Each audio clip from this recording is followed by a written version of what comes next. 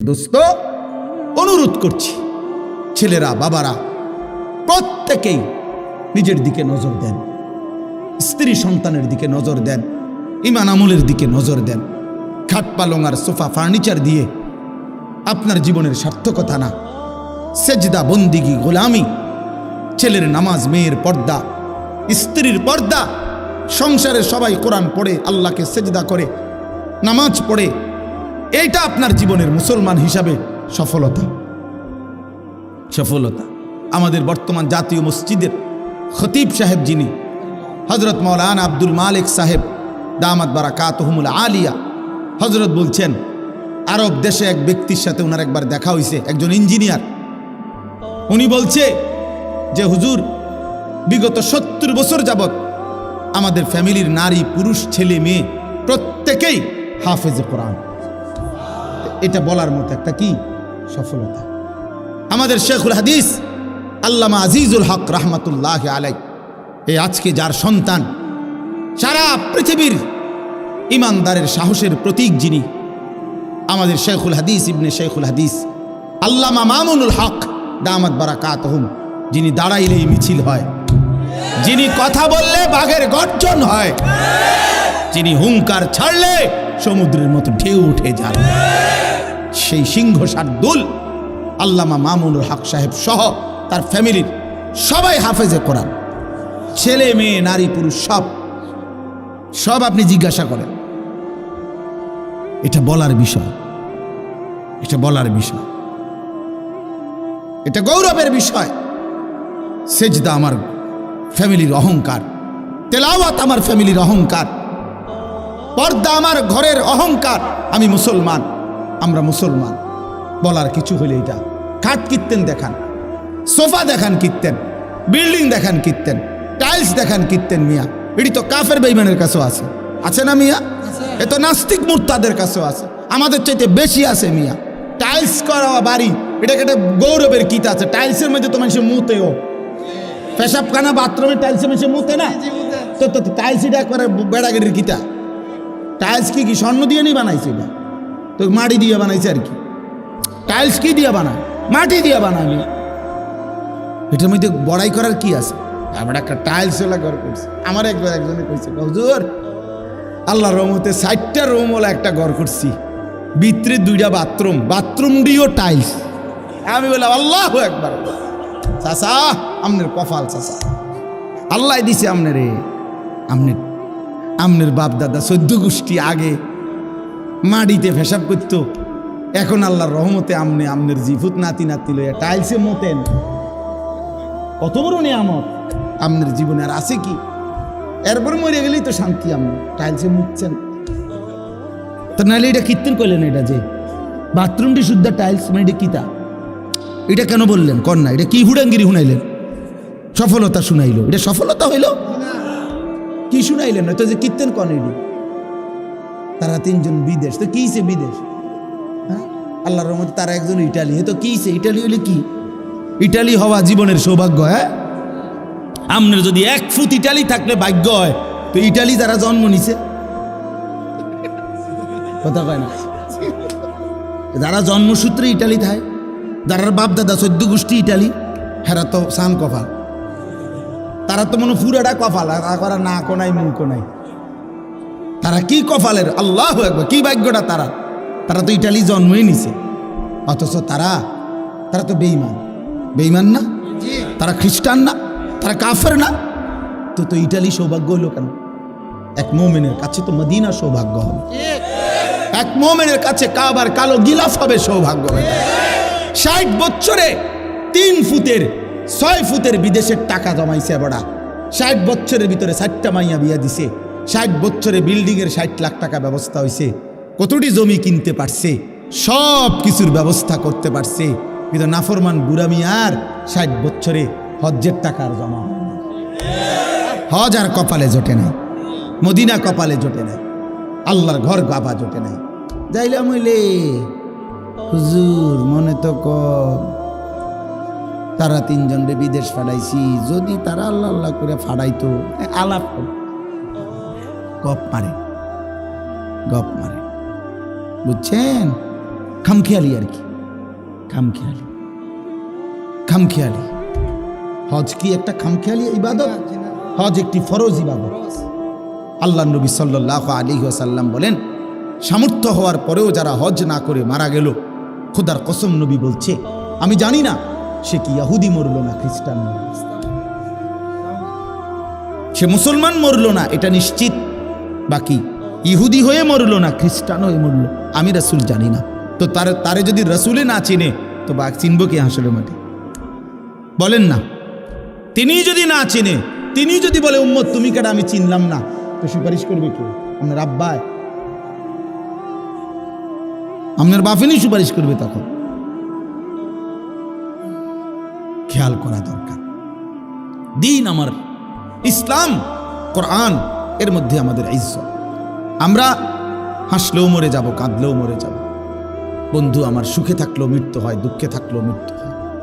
এই জন্য রাত গভীরে আমার অনুরোধ বাবাদের কাছে, চাচাদের কাছে, ছেলেরা তোমাদের কাছে, আমরা আল্লাহর দিকে ফেরা দরকার। ছেলেরা তোমাদেরকে আলাদা বলি, বাবা এশার নামাজ পড়লা না, ফজরের নামাজও পড়ো না, এই অবস্থায় রাত্রে শুইতে শুইতে মোবাইল দেখতে দেখতে নারী ছবি, উলঙ্গ নাচ গান দেখতে দেখতে যে ঘুমায় গেলা, শরীর তো বীর্যপাত হইছে, হারাম দৃশ্য দেখলে তো শরীরটাও তো নাপাক, সেজদাও দিলা না, নামাজও পড়লাম। আমার বাপ যদি এই রাত আর ভোর না হয়,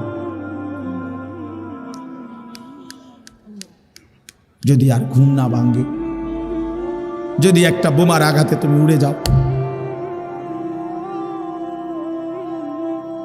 কি হবে তোমার? ইনসাফ করে না, তোমার মৃত্যুটা কিসের উপরে হবে? তোমার আখিরি আমল কি হলো যে যার কপালে একটা সেজদা নাই, যার শরীর নাপাক, যার শেষ আমল হইল নারী, মোবাইলের অস্থির দৃশ্য, এই অবস্থায় তোমার মৃত্যু হলো। ফিলিস্তিনের এই মজলুম মুসলমান কাউকে কি বলে কয়ে মৃত্যু হয়েছে কারো?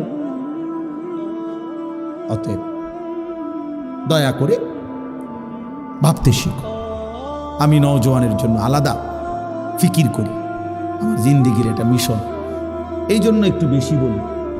অর্থ হলো আমি চাই যুবকের পরিবর্তন, মুসলমানের ছেলেরা বদলাবে ইনশাআল্লাহ। ইনশাআল্লাহ আল্লাহ তাআলা আমাদেরকে 3টা আমল দিছে, এই কথাটাই আমার শেষ। এই আয়াতগুলো পড়ছি শুধু সংক্ষেপে কথাটা বলার জন্য, বিস্তারিত তাফসির করার জন্য। আল্লাহ আমাদেরকে 3টা আমল দিছে।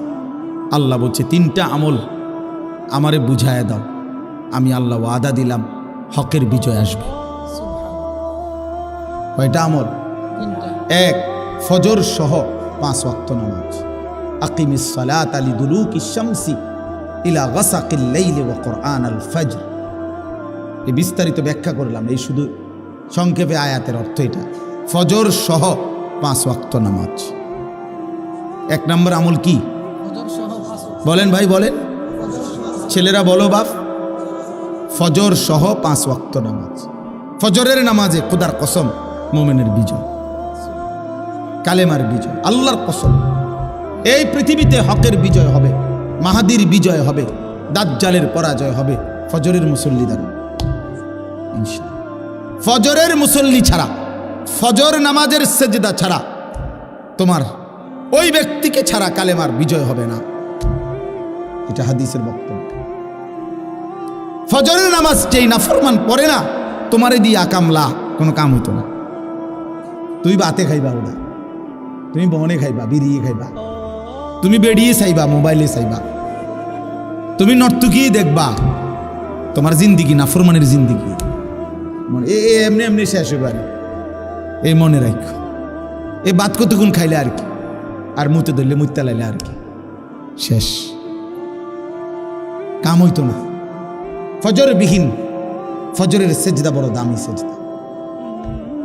ফজর নামাজে ওয়াক্তকে বলা হয় ওয়াক্তুল ইনকিলাব। ফজরের নামাজের সময়টাকে বলা হয় পরিবর্তনের সময়। পরিবর্তনের সময় ফজরের নামাজের সময় রাত্রির সব ফেরেশতা জমিনের আসমানে ফিরে যায়।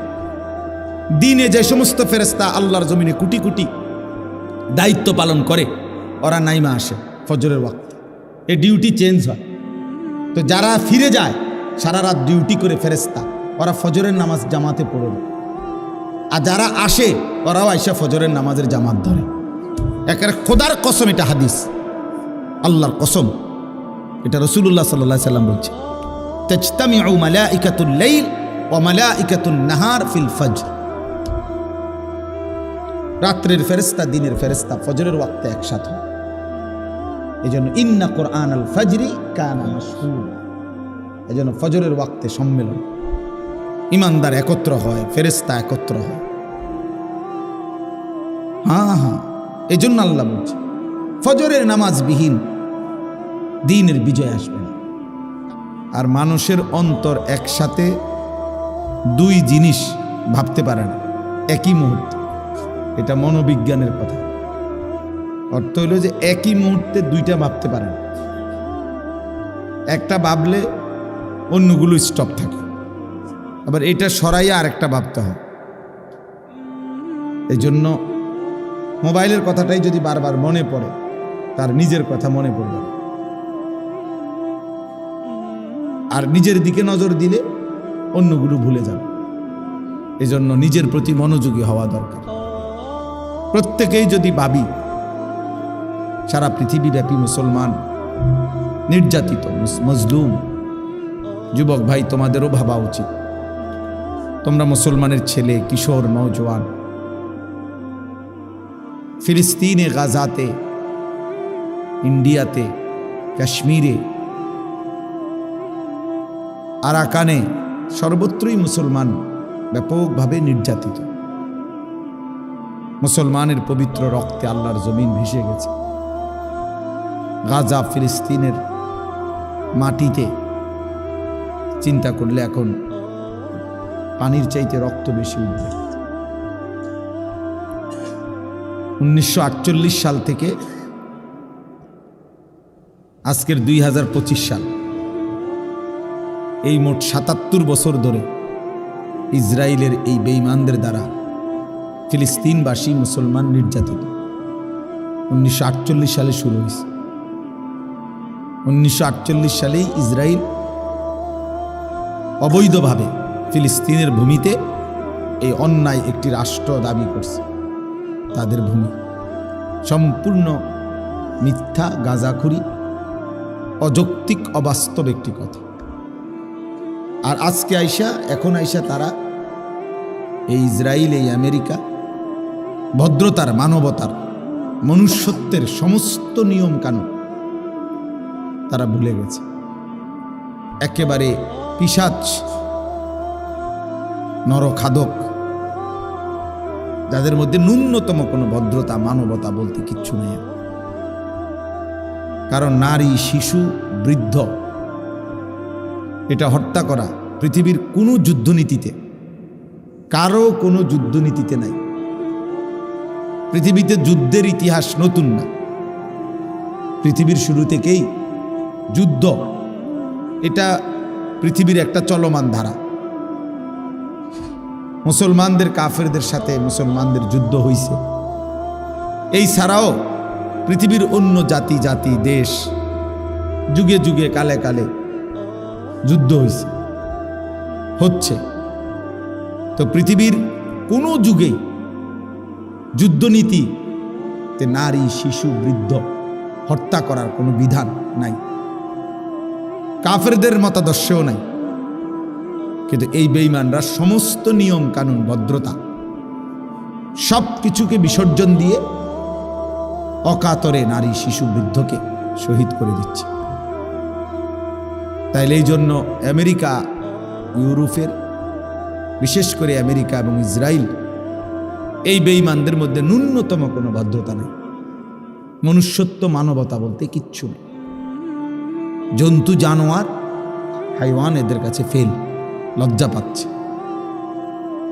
তাহলে এই করুণ মুহূর্তে, এই ভীষণ ভয়ানক মুসলমানের এই দুর্দিনে, ওই আপনি একটার পর একটা, আপনি আনতে বলছি এগুলা, কীর্তন এগুলো আনেন, শুধু একটার পর একটা আনেন। যার দরকার তো সে উনিই বলবে লাগবে কিনা। তো আমাদের এটা ভাবা উচিত ইনসাফের সাথে যে আমার আসলে আমার আর কোনো করণীয় আছে কিনা, হোক আমার চাইতে দূরে, দূরে না কাছে বড় কথা না। আল্লাহ নবী সাল্লাল্লাহু আলাইহি ওয়াসাল্লাম হাদিসের মধ্যে স্পষ্ট বলছেন, আল মুসলিমুনা কা জাসাদিন ওয়াহিদ, সারা পৃথিবীর মুসলমান এক দেহের মতো। দেহের একটি অঙ্গে কাঁটা বিঁধলে, আঘাত লাগলে সারা দেহেই ব্যথা অনুভব হয়। এটা একটু পর পর আওয়াজ, এটা ফট করে বলে, কি আওয়াজ মিয়া? তো একটি দেহের একটা কাঁটা বিঁধলেও সারা দেহে ব্যথা অনুভব হয়। আল্লাহ নবী সাল্লাল্লাহু আলাইহি ওয়াসাল্লাম বলছেন, মুসলমানও ঠিক এমন। পৃথিবীর কোনো এক প্রান্তে একজন মুসলমান নির্যাতিত হলে আমার দেহে ব্যথা লাগবে, উঠবে, আফসুস হবে। এটা ঈমানের দাবি। এটা কিসের দাবি? ঈমান। এটা আমার ইসলামের দাবি, এটা আমার মুমিনের দাবি। অতএব আমার ঈমানের পরীক্ষা এটাও একটা, যে আমার কলিজার ভিতরে ঈমান আছে কিনা এটার একটা প্রমাণ। মজলুমের প্রতি আমার কোনো ব্যথা আছে কিনা। ঈমানদার যেখানেই নির্যাতিত হোক, আমার দিলের মধ্যে কোনো আফসোস আসে কিনা, যাহা আমি আর কি করতে পারি। কারো কাছে জিজ্ঞাসা করা, কোনো আলেমকে বলা, হুজুর আমার আর কি করার আছে, আমি কি করতে পারি বলো। এদ্দুর যদি বিবেক অনুভূতি না জাগে, তো আমার ঈমান কোথায়? আজকে তোমরা অনেক কিশোর নওজোয়ান ছেলে, পৃথিবীর মুসলমানদের কোনো অত্যাচার, কোনো জুলুম তোমাদের জিন্দিগির মধ্যে কোনো পরিবর্তন করে না। তোমরা অনেক ছেলে ভাবতেছ এই তোমাদের এই রং তামাশার এই জিন্দিগি, নিজের মতো করে সাজতেছ, নিজের পছন্দ মতো চুল রাখতেছ, নিজের মতো করে নারী, ছবি, মোবাইল, অশ্লীল দৃশ্য,